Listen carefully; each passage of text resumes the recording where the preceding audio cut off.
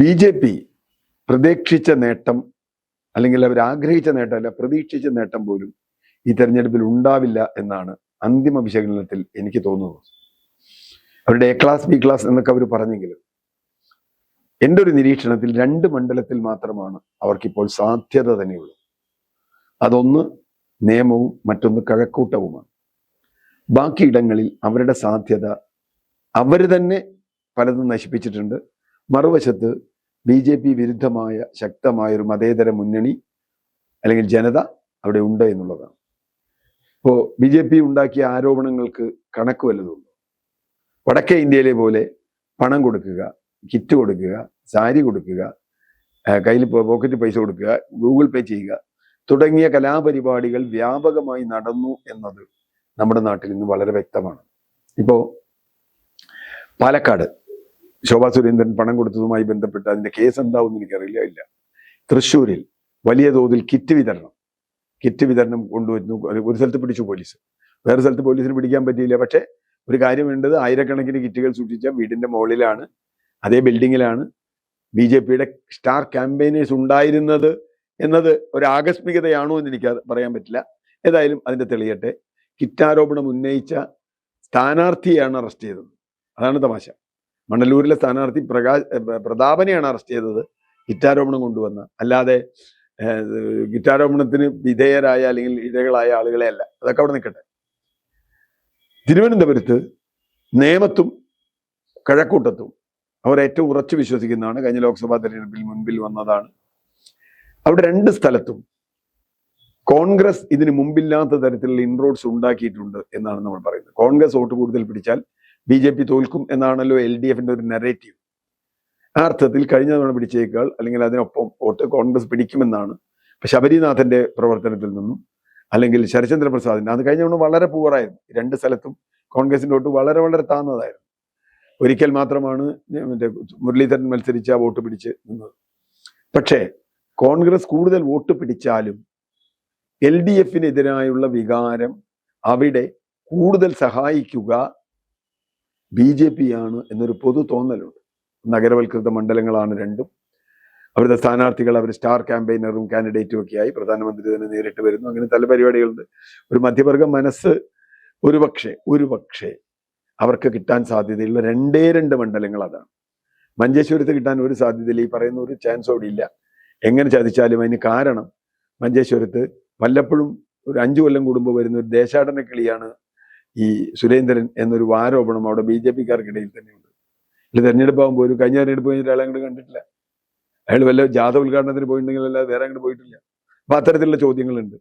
പാലക്കാട് എനിക്ക് ഒരു കാലത്തും സംശയമില്ല. പാലക്കാട് ഒരു നിലയ്ക്കും പാലക്കാട് രക്ഷപ്പെടില്ല. കാരണം പാലക്കാട് പൊളിറ്റിക്കലി തന്നെ BJP 2ാം സ്ഥാനത്താണ്, ഇപ്പോഴും 2ാം സ്ഥാനത്തായിരിക്കും. അത് തന്നെയാണ് തൃശ്ശൂര് LDF കാൻഡിഡേറ്റ് വീക്ക് ആയതുകൊണ്ട് ഞാൻ കണക്കാക്കുന്നത് BJP 2ാം സ്ഥാനത്ത് വരാനുള്ള സാധ്യതയുണ്ട് എന്നാണ്. അവിടെ UDF സ്ഥാനാർത്ഥി ജയിക്കാൻ തന്നെയാണ് ഇതുവരെയുള്ള സാധ്യതകൾ. ഇനി ഡീലിനെ കുറിച്ച് സംസാരിക്കുമ്പോൾ, ഡീൽ ഉണ്ടായി എന്ന് പറഞ്ഞത് ഒന്നാമത്തെ കാര്യം, UDF തുടക്കം മുതൽ പ്രത്യേകിച്ചും VD സതീശൻ ഡീലിനെ കുറിച്ചാണ് സംസാരിക്കുന്നത്. സംശയാസ്പദമായ ഒരുപാട് സാഹചര്യങ്ങൾ അക്കാര്യത്തിൽ ഉണ്ടായി എന്നതും സത്യമാണ്. ഒരു ഉദാഹരണം പറഞ്ഞാൽ, നമ്മളെല്ലാവരും ചർച്ച ചെയ്യുന്ന നേമത്തെ അല്ലെങ്കിൽ മറ്റ് ഇടങ്ങളിലെ പല ഉദാഹരണങ്ങൾ. എറണാകുളം ജില്ലയിലെ തൃപ്പൂണിത്തുറയിൽ BJPക്ക് സാമാന്യം നല്ല വോട്ടുള്ള ഒരു മണ്ഡലമാണ്. ആ മണ്ഡലത്തിൽ 2020 ഒരു സ്ഥാനാർത്ഥിയെ നിർത്തുന്നു, അഞ്ജലി നായർ എന്ന് പറയുന്ന സ്ഥാനാർത്ഥി. അവര് ഫിലിം സ്റ്റാറാണ്, സീരിയൽ സ്റ്റാറാണ്. ആരെ വേണേ നിർത്താം. അത് നിർത്തിയപ്പോൾ BJPയിൽ വലിയ തോതിൽ സംഘർഷങ്ങൾ ഉണ്ടായി. കാരണം ഇവർ വേണോ, ഇവരെ നിർത്തിയത് ശരിയാണോ, ഇവരാണോ അവിടെ നിൽക്കേണ്ടത് എന്ന തോതിലുള്ള ചോദ്യം വരികയും അങ്ങനെ BJPയിൽ ഉണ്ടാകുന്ന ഷിഫ്റ്റ് വോട്ടുകൾ കോൺഗ്രസ് മുക്ത ഭാരതത്തിന് സഹായിക്കുന്ന കോൺഗ്രസ് മുക്ത കേരളം ഉണ്ടാക്കാൻ CPMന് ചെയ്യും എന്നൊരു വാദം ഉണ്ടായിരുന്നു. ചെയ്യില്ല എന്ന് ഇപ്പോഴും പറയാറായിട്ടില്ല. അങ്ങനെയാണോ അതിന്റെ പ്ലാനിങ് എന്ന് അറിയില്ല, അതൊക്കെ ഇലക്ഷൻ കഴിഞ്ഞാൽ അറിയാം. പക്ഷെ അവിടെയും പല ചോദ്യങ്ങളുണ്ട്. ശബരിമലയിൽ സ്വർണ്ണക്കൊള്ള നടത്തിയ CPMന് വോട്ട് ചെയ്യാൻ അങ്ങനെ ഒരു BJPക്കാരന് കഴിയുമോ? അങ്ങനെയുള്ള ചോദ്യങ്ങളുണ്ട്. ശബരിമല സ്വർണ്ണക്കൊള്ള വളരെ ശക്തമായ ഒരു വികാരമായി UDF ഉയർത്തിയിട്ടുണ്ട്. അത്രയും വലിയ വികാരമായി BJP ഉയർത്തിയിട്ടില്ല. ഇത് സംശയത്തിന് കാരണമാണ്. മാത്രമല്ല മോഡി ആദ്യത്തെ തവണ വന്നപ്പോൾ ശബരിമല സ്വർണ്ണക്കൊള്ളയെ കുറിച്ച് ഒരു അക്ഷരം പറഞ്ഞില്ല. രണ്ടാമത്തെ തവണ വരുന്നതിനിടയിൽ രാഹുൽ ഗാന്ധിയാണ് ചോദ്യം ഇട്ടത്, എന്തുകൊണ്ട് പറഞ്ഞില്ല? ശബരിമലയിൽ സ്ത്രീ പ്രവേശനം വലിയ വിഷയമാക്കി നാടാകെ കുട്ടിച്ചോറാക്കിയ BJP-കാർക്ക് എന്തുകൊണ്ട് അവിടെയുള്ള സ്വർണ്ണം അടിച്ചു മാറ്റിയതിനെ കുറിച്ച് അഭിപ്രായമില്ല എന്ന് ചോദിച്ചപ്പോൾ ഇവിടെ വന്നിട്ട് മോഡി പിന്നെ കോൺഗ്രസും ഉണ്ട് എന്നൊക്കെ ഉള്ള ഒരു തരം, കാരണം അറസ്റ്റ് ചെയ്യപ്പെട്ടൊന്നും കോൺഗ്രസ്സുകാരല്ലല്ലോ, LDF-ന്റെ ഭരണം നടക്കുന്ന കാലത്താണല്ലോ പ്രശ്നം ഉണ്ടായത്.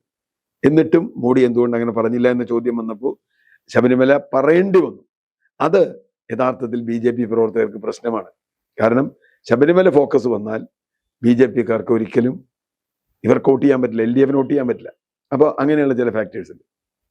പിന്നെ ചോദിച്ചതുപോലെ BJP-ക്കെതിരെ വന്ന ആരോപണങ്ങൾ, ഇപ്പൊ പാലക്കാട് പണം കൊടുക്കൽ, ആരാണ് അതിനെതിരെ വന്നത്? UDF-ന്റെ ആളുകളാണ് വന്നത്, അവരാണ് ഫോട്ടോ എടുത്തത്, അവരാണ് ഇത് പ്രചരിപ്പിച്ചത്, അവരാണ് കൊണ്ടുവന്നത്. അവസാനം ഒരു നിവർത്തിയില്ലാതെ വന്നപ്പോഴാണ് LDF-കാരൻ വന്ന് ക്യാമറയ്ക്ക് മുമ്പിൽ നിന്ന് ഞങ്ങളും എതിരാണ് പണം കൊടുക്കുന്നതിനെന്ന് പറഞ്ഞു. ഇതേപോലെ തന്നെയാണ് തൃശ്ശൂരെ കിറ്റ് പിടിച്ചപ്പോഴും കിറ്റിന്റെ മുമ്പിൽ നിന്ന് കിറ്റിന്റെ വിഷയത്തിൽ സ്ട്രോങ് ആയി നിലപാടെടുത്തത് പ്രതാപനാണ്, മണ്ണല്ലൂരെ സ്ഥാനാർത്ഥിയാണ്. അത് എങ്ങനെയാണ് അത് ഭരിക്കാൻ പോകുന്നതെന്ന് അറിയില്ല. അതുപോലെ ഇവിടുത്തെ ഗുരുവായൂർ സ്ഥാനാർത്ഥി ഗുരുവായൂരപ്പൻ ഹിന്ദു ഉള്ള ആളുകളാവണം ഗുരുവായൂരപ്പന്റെ മണ്ഡലത്തിൽ റെപ്രസെന്റേഷൻ എന്ന് പറഞ്ഞ പരമ മണ്ടത്തരം പറഞ്ഞപ്പോൾ പോലും CPM-കാര് വല്ലാണ്ട് ഇളകിയില്ല. അവസാനം യൂത്ത് കോൺഗ്രസ്സുകാരും KSUക്കാരും കേസ് കൊടുത്തതിന് ശേഷമാണ് CPM-കാരാണിങ്ങിയത്. ഇതിലൊക്കെ പ്രധാനമായി നിയമമണ്ഡലത്തിൽ രാജീവ് ചന്ദ്രശേഖറിന്റെ നോമിനേഷൻ തള്ളണം എന്ന് തെളിവ് സഹിതം ശബരിനാഥ് ആവശ്യപ്പെട്ടു. അദ്ദേഹത്തിന് ഇന്ന സ്ഥലത്ത് ഇന്ന ബിൽഡിങ്ങുകൾ, ബാംഗ്ലൂരിലെ ബിൽഡിങ്ങുകൾ ഇതിൽ പെടുത്തിയിട്ടില്ല എന്ന് പറഞ്ഞു.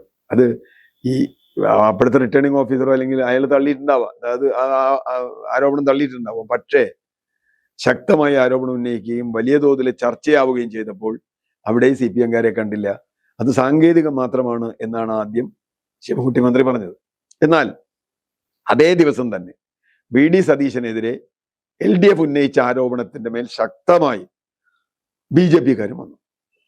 അപ്പൊ സതീശനെതിരെ LDF-ഉം BJP-യും ഒന്നിച്ചു വരികയും ശബരിനാഥ് ഉന്നയിച്ച ആരോപണത്തിൽ CPM പിന്താങ്ങാതിരിക്കുകയും ചെയ്യുമ്പോൾ ഡീലുണ്ടോ എന്ന് സംശയമുണ്ട്. പല മണ്ഡലങ്ങളിലും അങ്ങനെയുള്ള സ്ഥാനാർത്ഥികൾ, ഇപ്പൊ റാന്നിയിലെ സ്ഥാനാർത്ഥി, ശബരിമല ഒരു വിഷയമല്ല എന്നാണ് റാന്നിയിലെ 2020 സ്ഥാനാർത്ഥി പറഞ്ഞത്. പിന്നീട് കുമ്മനം രാജശേഖരൻ എന്തോ ഒരു തിരുത്തൊക്കെ തിരുത്തി. പക്ഷെ അതുകൊണ്ട് കാര്യമല്ലോ, ശബരിമല വിഷയമല്ല എന്ന് പറഞ്ഞാൽ അതിനർത്ഥം എന്താ? ഞങ്ങൾ ശബരിമലയിലെ കൊള്ളയെ ഞങ്ങൾ കണക്കാക്കുന്നില്ല എന്നുള്ളതാണ്. ശബരിമല കൊള്ള യഥാർത്ഥത്തിൽ ഒരു വിശ്വാസത്തിന്റെ പ്രശ്നം മാത്രമല്ല, ഒരു സർക്കാരിന്റെ പിടിപ്പുകേടിന്റെ പ്രശ്നവും കൂടിയാണ്. ആ അർത്ഥത്തിലും അത് ചർച്ച ചെയ്തില്ല. ചുരുക്കത്തിൽ BJP-ക്ക് പ്രതീക്ഷിച്ച വോട്ട് കിട്ടിയില്ല. അത് മാത്രമല്ല, പിന്നെ ക്രിസ്തീയ വിഭാഗങ്ങളിലേക്ക് അവർക്ക് വേണ്ടത്ര കടന്നു കയറാൻ കഴിഞ്ഞില്ല. ഉദ്ദേശമൊക്കെ FCRA പോലുള്ളത് പൊളിഞ്ഞു എന്നതുകൊണ്ടുകൂടി BJP-ക്ക് വലിയ സാധ്യത ഈ തെരഞ്ഞെടുപ്പിൽ ഞാൻ കാണുന്നില്ല.